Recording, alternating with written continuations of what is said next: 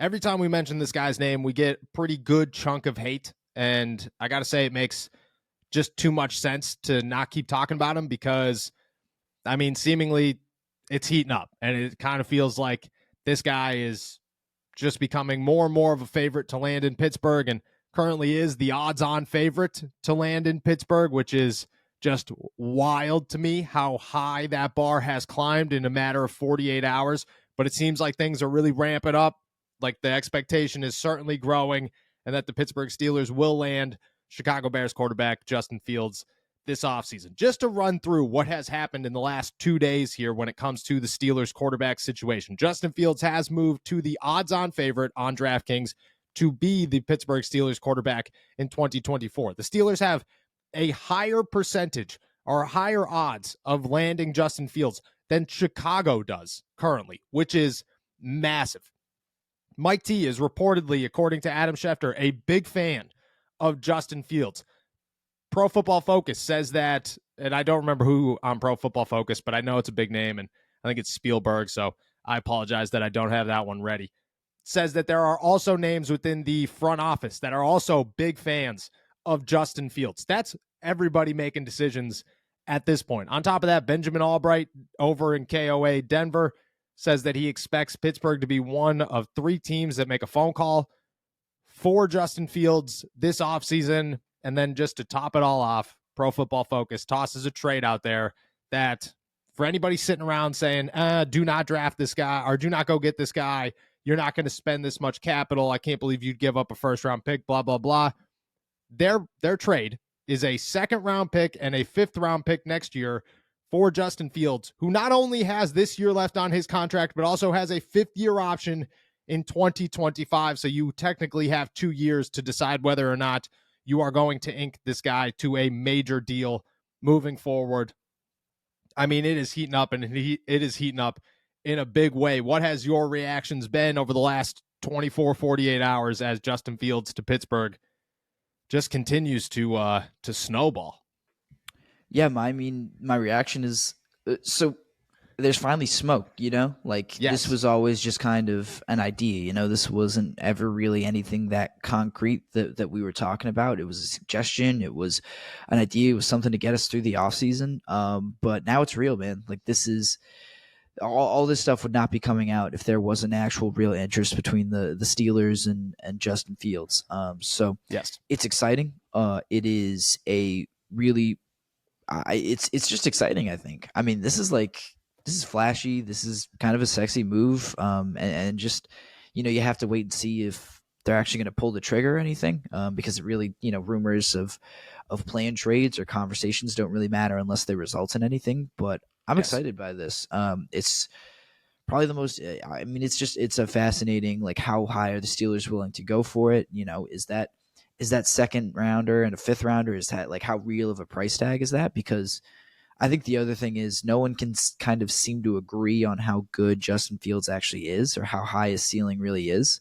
And that makes, I think, putting together a package for him somewhat difficult. But a second and a fifth round pick, that's something you have to leap for, right? Like that's that's not expensive at all in my head for a guy who has a chance to be a first round, a franchise quarterback.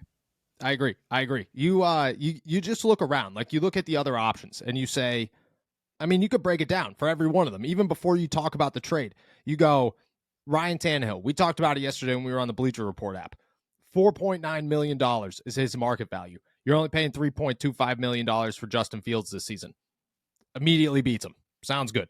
ESPN's first mock draft for Field Yates just came out this morning. They're saying Bo Nix in the first round. Sorry, but if I'm using a first-round pick on a quarterback, it's not going to be the guy that everybody's comparing to Kenny Pickett. That just doesn't make any sense at all. So you might as well just spend the money for Justin Fields. So immediately when you talk trade compensation, if you're going to waste a first-round pick on a quarterback, it might as well be a guy who has experience in the NFL and that people want on his football team. That's the part of this that blows my mind a little bit, is that there are so many people who are Pittsburgh Steelers fans who do not want Justin Fields, who are just saying, and so many people who cover the Pittsburgh Steelers who are just like, why would they want Justin Fields? Justin Fields is unproven. You're taking a shot on a guy who hasn't panned out and blah, blah, blah, blah, blah. He played 13 games last season. He had the best season of his career, which is a step forward. It means that he is improving. It means that there is still potential left for him to go and reach. On top of that, last year was the first year he had a wide receiver, which everybody says, that's not an argument, blah, blah, blah. Okay, whatever. Let's just talk about what Chicago sees. I talk to Chicago fans constantly. I don't know how I find myself in these situations, but over the last several months, I have talked to... I mean, you are constantly talking about Justin Fields, so I think I know why that you are constantly all right, getting so they're coming to me. Yeah, that would make sense. That would make sense. They're always coming to me. They're always coming to me too. So maybe it is. Maybe we got a large fan base. Shout out Chicago. Hope you guys are doing well. Go eat some deep dish pizza. Always talking to Chicago fans about how they do not want the Bears to give up Justin Fields. How they're like, I would take Justin Fields and Marvin Harrison over Caleb Williams with the first pick. So those in Chicago realize what they have at quarterback. Like, they realize how good Justin Fields could be if you put a team around him. They also acknowledge that they don't have a team around him and that they need a team around him. And I think that if you watch every Steelers game, how many times have you really dove into, are the Chicago Bears good? Is Justin Fields that good? Or are you just taking a guess and saying, well, he hasn't had insane numbers, so why would we take a shot on a guy like that? And then you have, I was seeing arguments the other day that was like, well, Ryan Tannehill has had a successful season in the NFL. We're going off of one successful season. If we could break, Justin Fields has played 3 years in the NFL.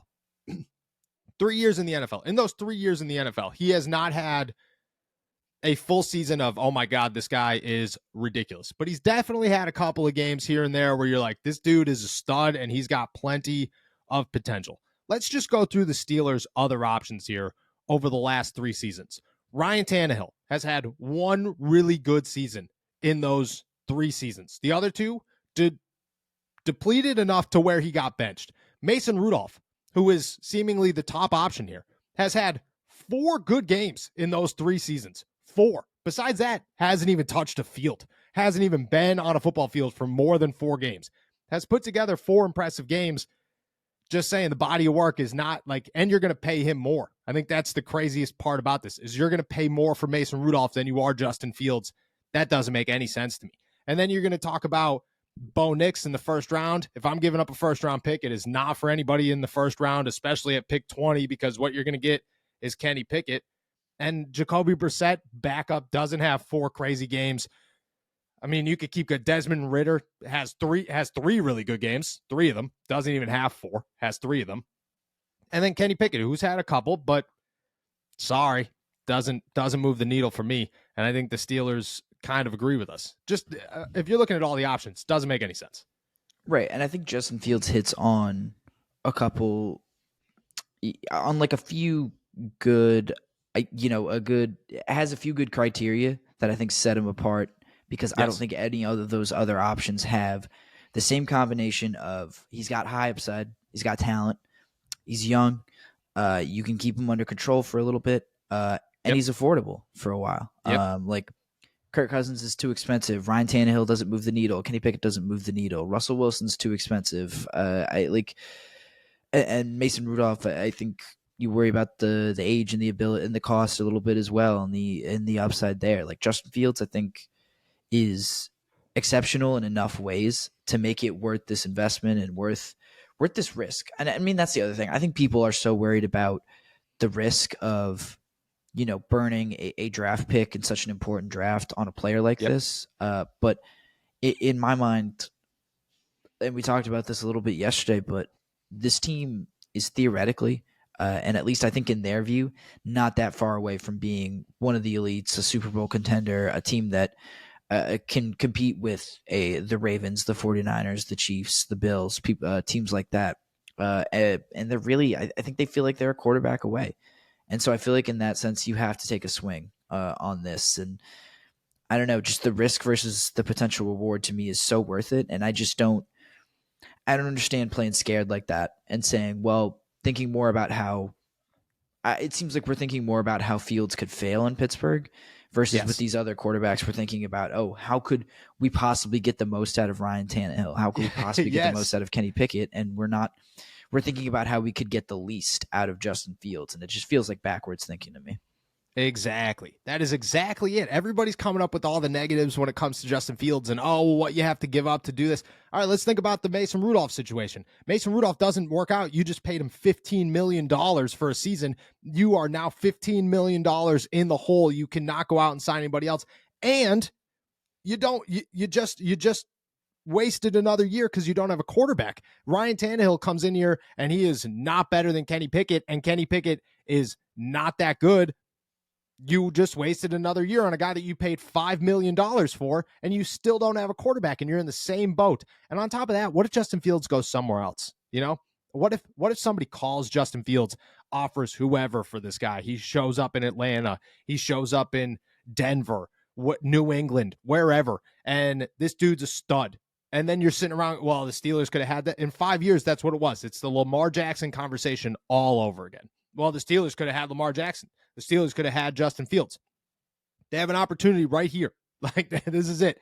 And if it was an unreasonable trade, if PFF was tossing out there, first round pick, and some, you're looking at it going, I don't know if the Steelers would make that move. I don't know if Omar Khan and Mike Tomlin are comfortable, or if Art Rooney's going to allow that to happen. A second round, like, what are you getting in the second round that you can't go out?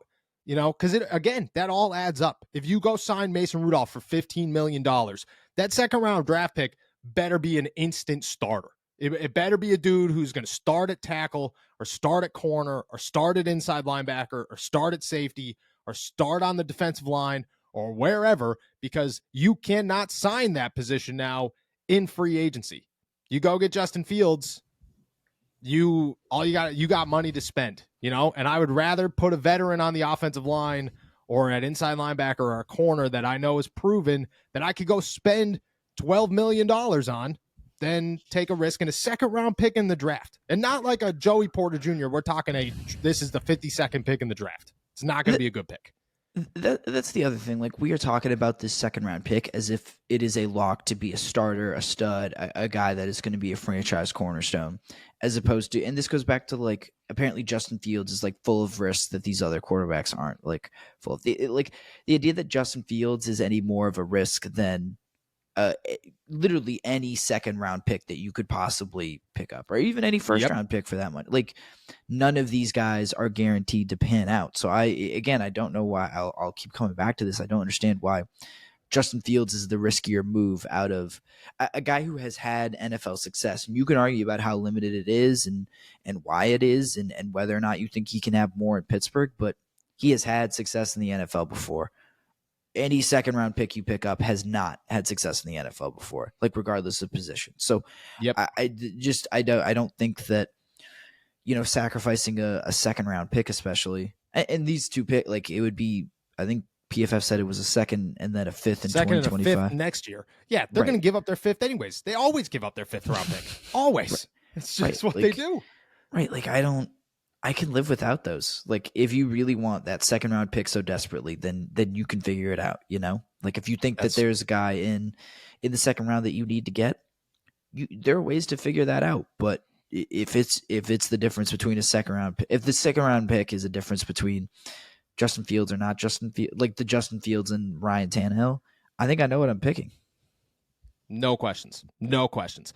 You could break it down through draft pick and say Justin Fields is better than any option you could get at 52. If Justin Fields was in this draft, he would go well before 52, even with 3 years of experience, well before 52.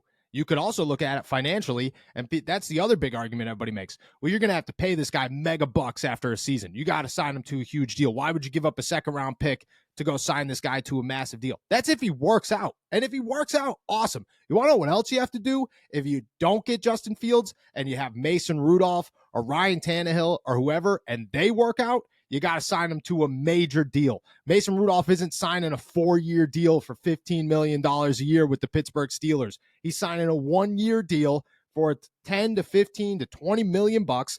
He's coming to Pittsburgh. He's trying to earn that starting job. And if he balls out in 2024, you are now inking this dude to $40+ million a season for the next however many years. Justin Fields, you get 2 years where you could stabilize your salary cap.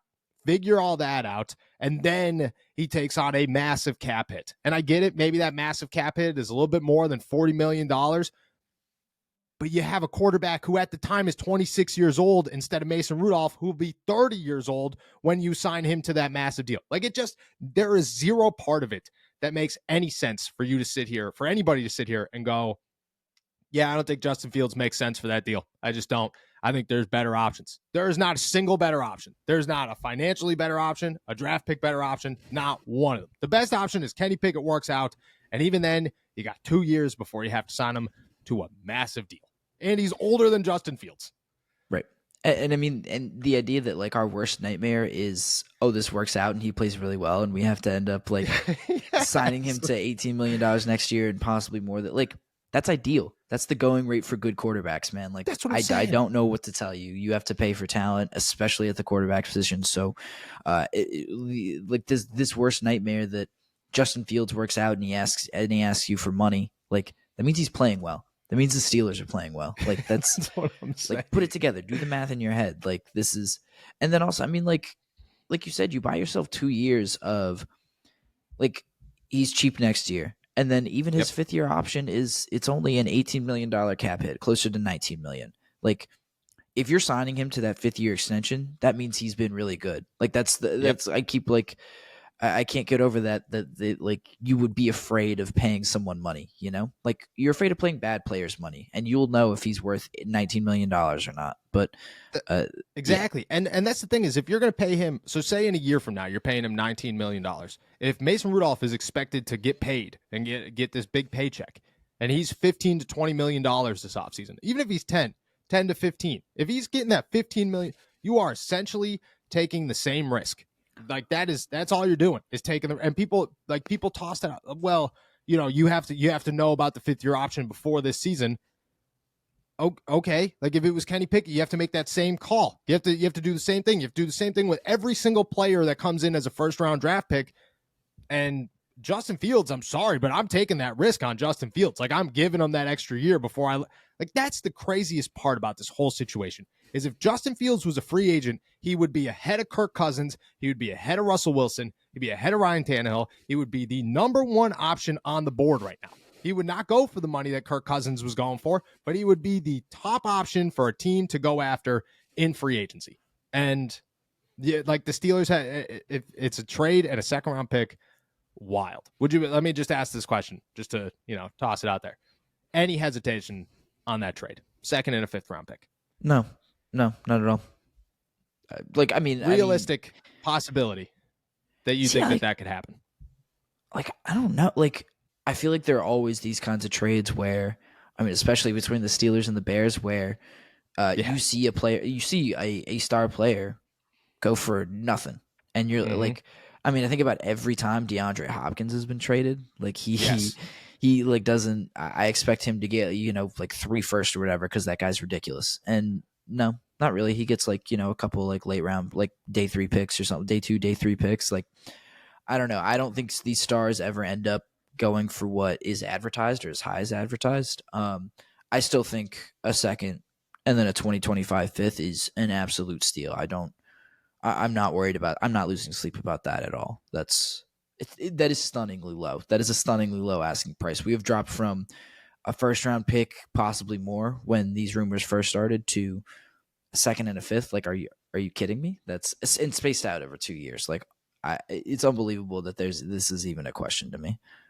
That's what I'm saying. Look, I don't think the Steelers are looking for a big splashy trade, and I don't think that they're looking to give up a 1st round pick. I don't think any of that's like really on the table right now. And maybe it could be later, like if they really sit down and they go, wow, free agency was remarkable. We've done so many great things.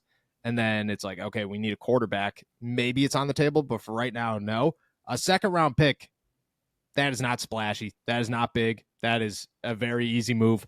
That is something that, like, Omar Khan is smart. In years past, this would be a no-go for the Steelers. This would be no chance. Kevin Colbert's not making that move. Mike Tomlin's not making that move. R. Rooney certainly is not making that move. Omar Khan, I think, is the type of guy that will sit in a room with these two and say, look, look, let's just be realistic here right now. We just lost every member of the 2018 draft. Every member of the 2019 draft is pretty close to leaving too. The 2017 draft is pretty close to being gone. Like we are not that great at drafting players right now. We're not doing a good job. Let's try to get some talent and not risk a second round pick. And I think he could convince them to say, yeah, all right, let's go get Justin Fields for second and fifth round pick. Easy money. And that's the thing. That's the other part of this is everybody says, oh, Justin Fields there's no way Chicago would give him up for a second round pick. I think it's like, I think it's the other way around. I don't think the Bears have any leverage whatsoever with this. I think they have leverage with the first pick in the draft. You know, you want to give up the first pick in the draft. Awesome. I think if it was the other way, like, you know, if they were looking at it like, well, we have a quarterback and we have the first pick in the draft. So really we could go either way. You want to come give us your best offer, we'll see what happens. When it comes to Justin Fields, like if you're shopping Justin Fields, they're just everybody's looking at it going, well, dude, you're about to draft a quarter. Like, what are you going to do with this guy? Yeah, you don't even want this guy. Like, why are you trying to nickel and dime me for him? Like, that's exactly it. They have no leverage. They have zero leverage. So to say, oh, well, he's definitely I don't know. I don't know about that. I think if a team is desperate enough, they'll toss one at him. But I don't know if a team's going to be that desperate. Right. And you'll also say, okay, you guys clearly don't like Justin Fields. You don't believe in him. I'll wait until you guys don't pick up his 5th year option next year, and then I'll go sign him. Like, exactly. Or I'll wait until the season's about to start and he's on your roster just sitting there, and I'll toss an even worse draft pick. You know what I mean? Because that's the thing is after the draft, that second rounder goes to like a 4th, and you're sitting there going, what are you going to sit him on your bench all season? Like that's your option. Caleb Williams isn't going to start for you. Are you serious, pal? You just took him with the first pick in the draft. They have zero leverage. I don't think it's a real possibility that he goes for a first round pick unless Atlanta's like, dude, we need this guy. It's got to happen. We'll give up whatever. But I think they're crazy if they go and do that because I just don't look at Atlanta as a Super Bowl team right now, and to go get Justin Fields, like that's a risk, a risk that maybe they're not willing to take, especially if, they have an option. Go sign Russell Wilson to $1 billion. I think that makes a lot more sense for a team like Atlanta than to give up a first round pick for Justin Fields. For the Pittsburgh Steelers, yeah, go make this happen. No questions asked whatsoever. And I can't wait for everybody to disagree with us, but I'm going to stay true to it until it happens. And then we'll just sit around going, we did that. That was us. You're very welcome.